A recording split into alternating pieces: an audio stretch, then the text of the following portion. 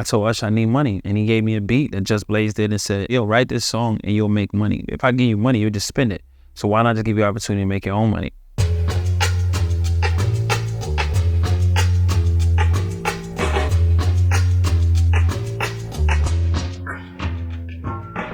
What up, It's Rico Love, songwriter, producer, dad, and I'm here with TmrO. My dad is from New York, my mother's from Milwaukee, Wisconsin. When my parents split, I divided my time between New York and Milwaukee, which is very interesting because I think that it kind of caused for me to have a really wide idea of myself. We discover who we are depending on our environments. Growing up, I always had a really cool, I would think, idea of the possibilities of life and of the world and of the opportunities that could exist if I applied myself. That's when I got started, way before music, where I started doing music. But I don't think there was ever a time in my life where I didn't know I was going to do music. Oh man, I used to sit in a room by myself and perform songs that I would hear on the radio, like do full performances with nobody in the room. See, you know it, I knew it, but the moment I really truly knew in my heart was when my senior trip. And I know that you might think that's way late, but I'm telling you, this was when I had the moment that I knew. Carl Thomas released an album called Emotional. This came out around the time I went on my senior trip, and I was walking the streets of Paris listening to Carl Thomas' Emotional album, and I was crying. I thought to myself, this is such a good album that if I have to make music this good in order to make it, I'm never gonna make it.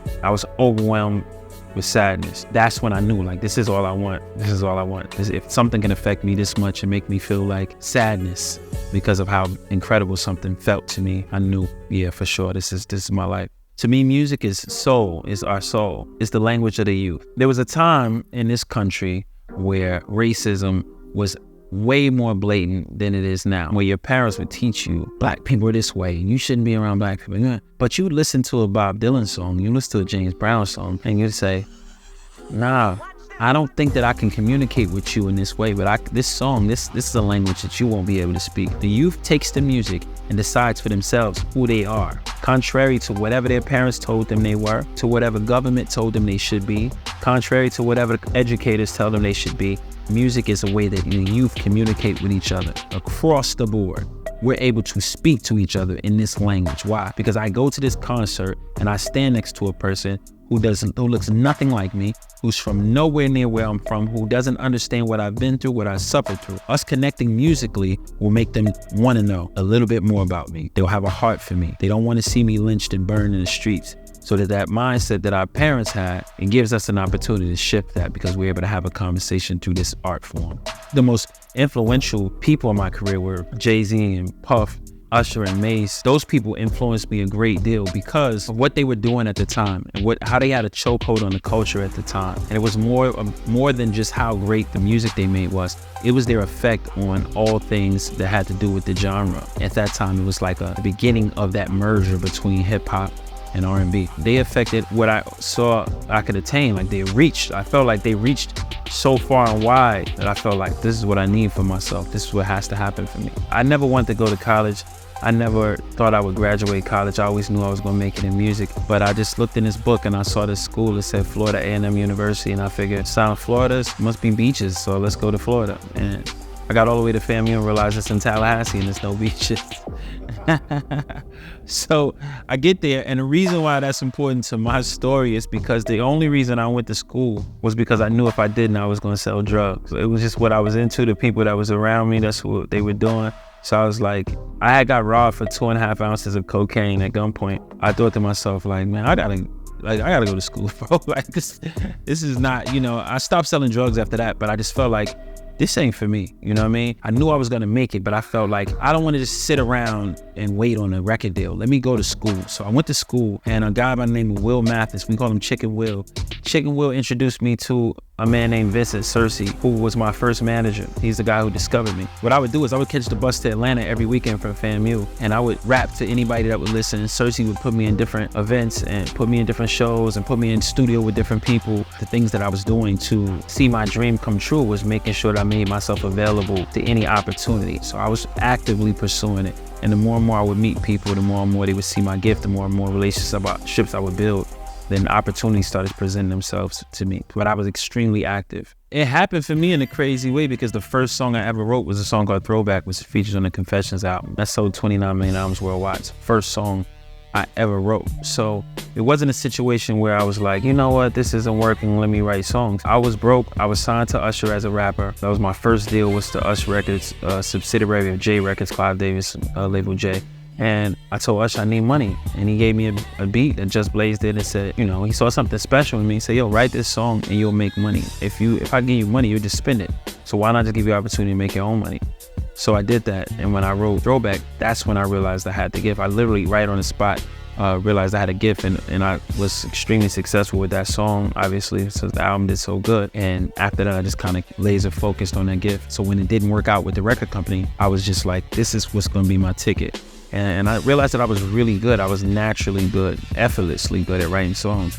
So I just kept at it. I wrote raps every single day from the time I was 15 to even after I got signed. I just always wrote raps. I didn't start writing songs until Throwback. Like literally was the first song I wrote. So after that, and I wrote songs every day.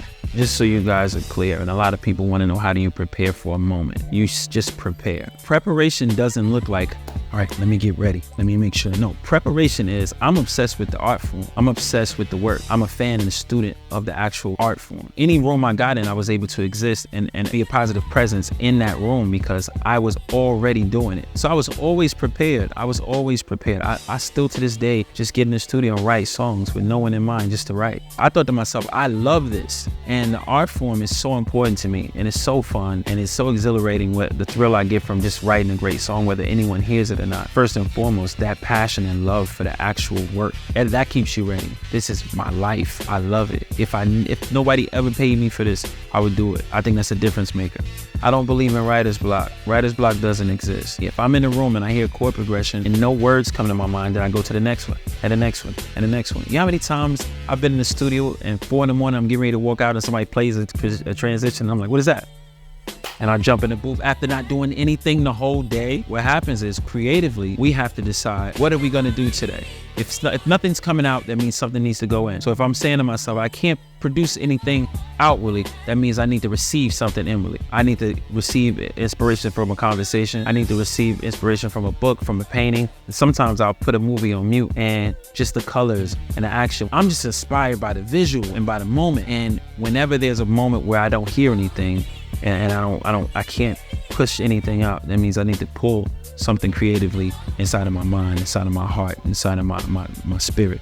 And then it'll happen. It'll happen the next day, the next morning, in that moment, in whenever. But there is no such thing as writer's block. It don't exist. The idea of friendship in any business, and I hate when people try to say the music business is so this. Every business is just as equally corrupt as the next, right? In life, I had to understand that my heart for others may not necessarily be their heart for me. My idea of friendship, of love, of compassion, of stewardship, to be a good steward. Being a good steward means these clothes are not mine, this house is not mine, my car is not mine, nothing belongs to me, everything belongs to God, and I'm supposed to be willing at any second to give it away. My idea of stewardship is not the same as everyone else. I understand that now. I wish I would have understood it early on. It would have saved me a lot of heartbreak, because I believe that if I do for a person, if my heart to give was so evident and so obvious, then they would reciprocate that. It's not necessarily true, and not just in music, but in life. If I could sit down with a 16-year-old Rico Love, I would tell him that. Writer or artist, which one I like better? I would prefer to be on the stage and empowering yourself and writing your own music and getting up there and performing it. It's the most powerful you can be. Right now I make music, and I do understand that those artists could wake up one day and say, I don't want these songs anymore. Probably the artist can get dropped. I remember I did a whole Waka Flocka album. I did a whole Plies album, and Waka left Atlantic as soon as we finished the album. Plies, we were negotiating all the terms for the record, and then Atlantic dropped Plies. That happens. Being an artist, you can control and empower yourself. It's just that the system has changed so much. So the business of being an artist, for me, is a lot more vexing than the business of being a writer. And I'll tell you why. It used to be, you wrote a great song, that song hit, you were off to the races. Now it does not matter how good your music is. Please hear me. It doesn't matter how good your song is if the world does not know who you are and you're not making yourself visible. And so many of these young artists don't want to post on social media. They don't want to promote themselves. They're sick of this. Oh, I keep posting freestyles. I keep doing this. And Do it till your face is blue, and then do it till your bankroll is blue. That's the only way it's gonna, it's working or not. People think that the song being great means something. It means shit. It means nothing. People will decide that your music is good even if it's horrible if they like you. How many artists have you heard with such mediocre songs that you go to Rolling Loud and you hear the whole 100,000 kids singing it because they like you? The song is, for the first time in the history of the world, the song is not bigger than the artist. Now, if that same artist who's convinced the world to love them actually has a great song, my God, you know how big they become. They become Post Malone, they become Adele, you know what I mean? They become Beyonce, become Usher. When those artists actually have great music and a big, huge following, the sky's the limit for them. Uzi Vert, Jesus Christ, you know? Look at what he's able to do with an actual fucking hit.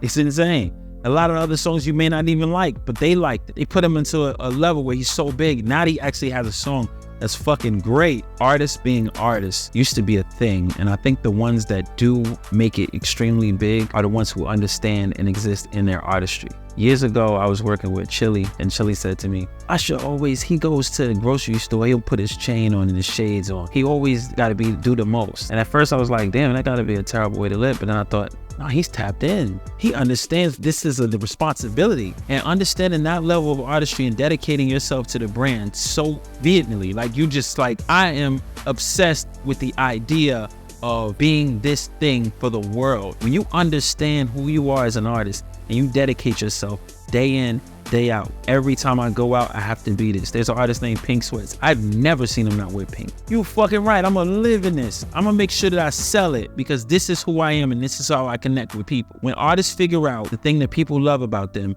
and they can just exist and live in it. Bro, do you understand how big that makes you? You understand how powerful that makes you when you're consistent? Your brand will exist long after your songs work. Kanye had a mask on, the diamond mask, and they asked Kanye like, what is the mask for? He was like, it's just a mask. And he did like the first 45 to an hour of the show with the mask on. He's like, what does that mean? It means nothing. That's existed in your artistry, being unapologetically you. So what I do for artists is, first of all, when I get artists in a room, I just talk about anything, current events, sports, crazy things in the news and the tabloids, and I'll see how they respond. Judging by how they respond, I'll say, all right, cool, I know you'll say this on song. But if I say, who are you as an artist? You're gonna tell me who you think you are.